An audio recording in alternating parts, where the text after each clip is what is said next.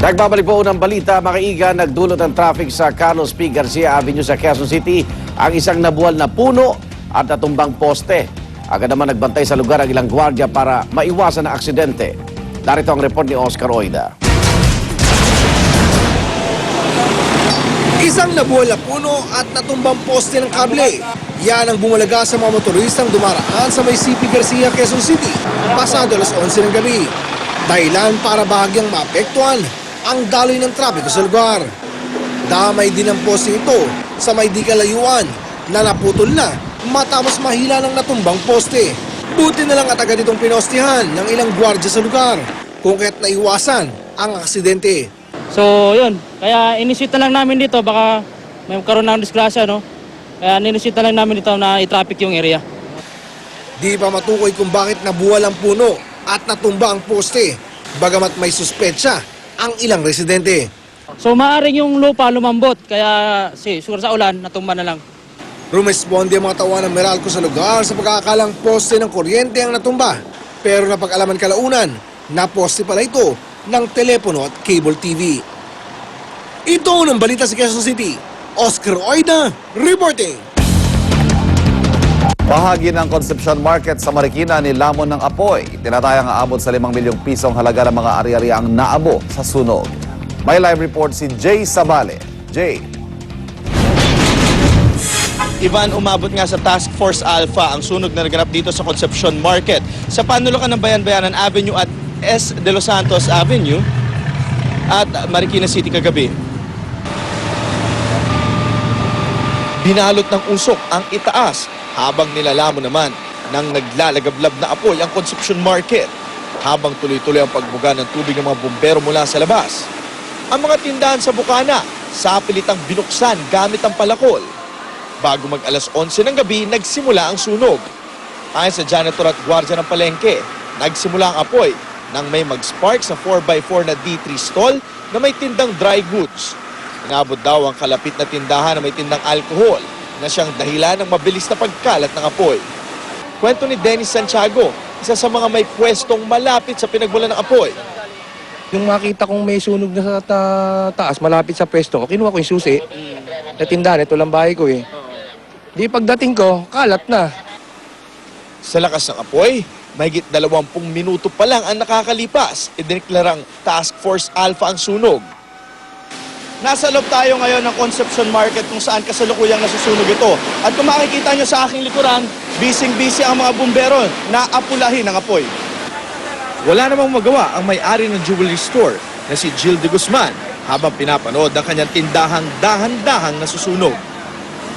Eh di siyempre, nasusunog yung tindahan. Oh. Sir, gaano kadami ba yung Di ko pa alam. Basta, hindi ko alam eh. Ang mga bumbero, isa-isang ibinibigay ang mga alahas na kanilang nakukuha mula sa tindahan kay de Guzman. Sir, anong iniiwasan natin dito sa jewelry shop?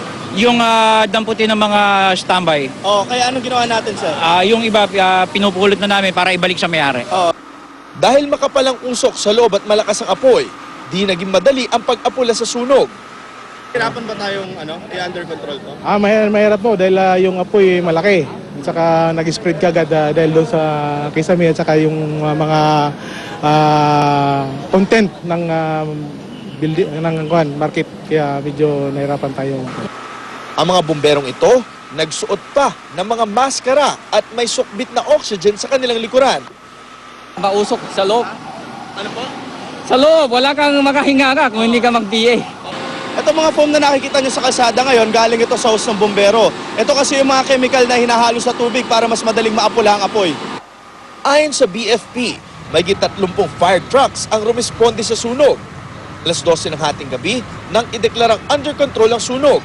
Dumating naman ang sinasabing may-ari ng Concepcion Market, subalit tumanggi siyang magbigay ng pahayag sa media. Ivan, correction lang, no? Bayan-Bayanan Avenue, corner El Santos Avenue. Sa Kabatang Palad, wala naman nasaktan sa naturang sunog pero tinatayang nasa 5 milyong pisong halaga ang tinupok ng apoy at kasalukuyan medyo nag-reoccur ulit yung apoy at kaya bumalik dito ang mga bumbero para apulihin ito. Ivan? Maraming salamat, Jay Sabale. Sa ibang balita o balitang abroad, naipit po sa revolving glass door ang kamay ng isang bata sa China. Kasama ang kanyang ina, palabas na sana mula sa isang restaurant ang bata nang maipit ang kanyang kanang kamay. Agad namang dumating ang ilang bumbero para saklolohan ang mag-ina. Niluwagan ang bahagi ng glass door hanggang matanggal sa pagkakaipit ang bata. Mabuti na lang, minor injury lang ang kanyang tinamo. Pero dinala pa rin siya sa ospital para sumailalim sa eksaminasyon. Sa Dumaguete City, kinilala ang kabayanihan ng binatilyong nagligtas sa batang 4 na taong gulang na nahulog sa ilog. Kwento ng 15 taong gulang na si Mark Anthony Talarion. Nasa tabi sila ng ilog ng kanyang mga magulang at ilang kapitbahay nang makitang nahulog ang bata sa ilog. Agad daw siyang tumalon sa ilog at di inalintana ang panganib, mailigtas lamang ang bata. Nagtamo si Mark Anthony ng sugat sa mukha at katawan, pero ayos lang daw yon dahil nailigtas naman niya ang bata. Dahil sa nagawang kabayanihan, binigyan ng lokal na pamahalaan si Mark Anthony ng certificate, tulong pinansyal at scholarship.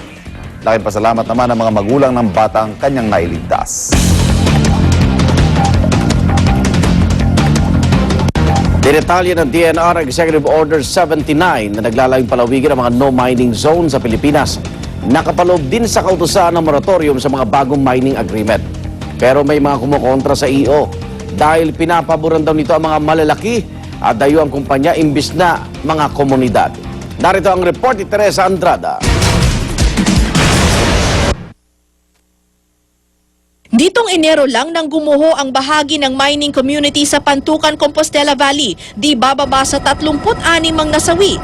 Ang malalagim na pagguho sa landslide prone na lalawigan ng Compostela Valley ayon sa ilang eksperto, kakambal umano ng tinaguriang gold rush sa Mount Diwalwal ng probinsya. Dahil daw sa mga deposito nito ng ginto na pinaniniwala ang umaabot sa $36 billion, di bababa sa 100 ang ginawang butas sa Diwalwal.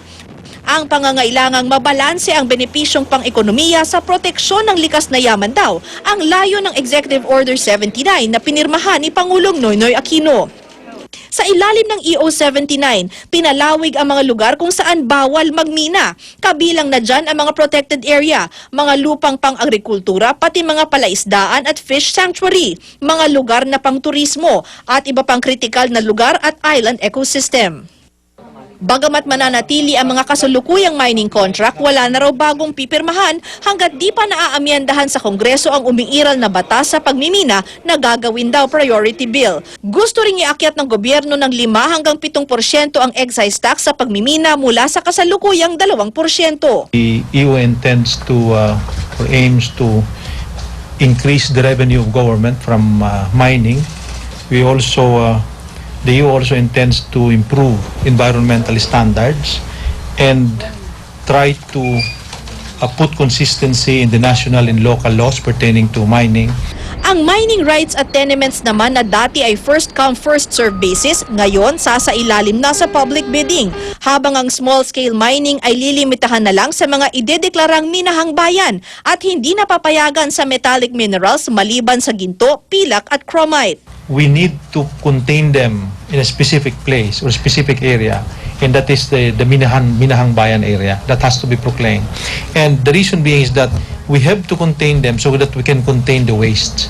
Bubuuin din ang Mineral Industry Coordinating Council o MICC na mag-aaral sa mga umiiral na batas sa pagmimina at mga mining contract at bubuo ng task force kontra sa illegal mining. Hindi ibig sabihin Pero sa protesta ng ilang militanteng grupo, sinabi nilang hindi sagot ang EO sa salot umanong nilikha ng Mining Act of 1995 na pinakinabangan lang daw ng mga malalaking kumpanya.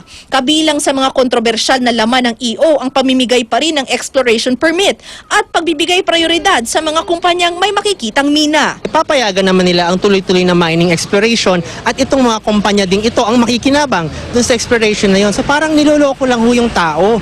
72 miyembro naman ng Catholic Bishops Conference of the Philippines o CBCP ang nagpahayag rin ng pagkontra sa EO 79. The EO, it is just a rehash of the Mining Act of 1995 or Republic Act 7942, which we, the bishops and many other sectors have opposed in favor of foreigners multinational corporations to facilitate their entry into the Philippines to extract minerals at all as much as they want. Sa halip, gusto nilang